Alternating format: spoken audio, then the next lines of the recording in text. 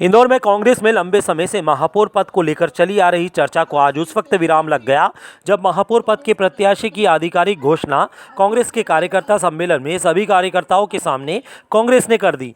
दरअसल इंदौर में कांग्रेस के बहुचर्चित चेहरे और महापौर पद की दावेदारी जता रहे क्षेत्र क्रमांक 1 के कांग्रेस विधायक संजय शुक्ला के नाम पर आज सहमति बन गई और कांग्रेस नगरीय निकाय चुनाव की इंदौर प्रभारी विजय लक्ष्मी साधो ने संजय शुक्ला को कांग्रेस का महापौर पद का प्रत्याशी घोषित कर दिया।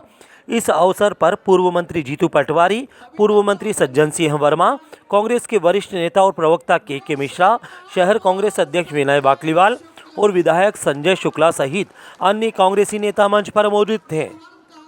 विजय लक्ष्मी साधो ने न सिर्फ संजय शुक्ला को प्रत्याशी घोषित किया बल्कि उन्हें इंदौर का अगला महापौर भी बता दिया।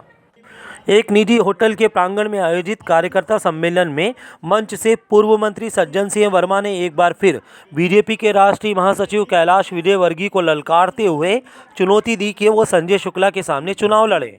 पूर्व मंत्री सज्जन सिंह वर्मा ने इस मौके पर कहा कि विजय लक्ष्मी साधो महेश्वर से ग्वालियर में जाकर डबरा में इमरती देवी को हराने वाली नेता है।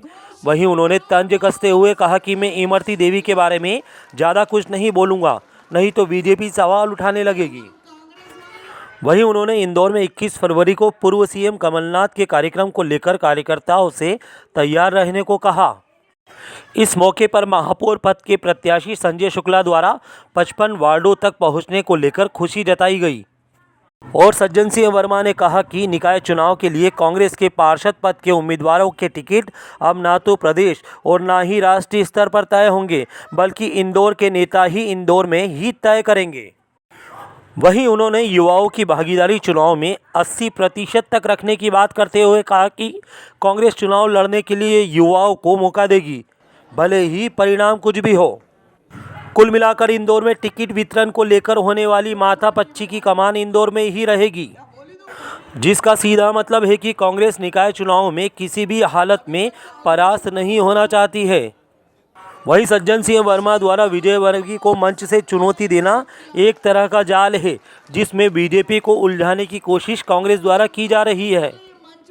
ऐसे में ये अंदाज़ा लगाया जा सकता है कि निकाय चुनाव में कांग्रेस बीजेपी की झोली में एक तरफा जीत देने को तैयार नहीं है। फिलहाल संजय शुक्ला का नाम अब घोषित हो चुका है, लिहाजा अब इंदौर की राजनीति में नित नए पड़ाव देखने को मिल सकते हैं। कैलाश और संजय लड़ेगा तो कौन जीतेगा? एक बार इतिहास भूगोल बदल ही दे, है ना? तो मेरा अनुरोध सब भाइयों से, बहनों से, कभी निराश मत होना। कांग्रेस अपना परिवार है और सज्जन वर्मा, विजय लक्ष्मी साधो, विनय बाकलीवाल की जवाबदारी नहीं है, इसे संभाल के रखना। छोटे से छोटे कार्यकर्ता की जवाबदारी भी है। हम संक्रमण काल से गुजर रहे हैं, उस संक्रमण काल को सुखद स्थिति में कैसे बदला जाए, त्याग और तपस्या की नई कहानी लिख के एक बार कोशिश कर लेना। नगर निगम इंदौर में कांग्रेस का झंडा फहराएंगे।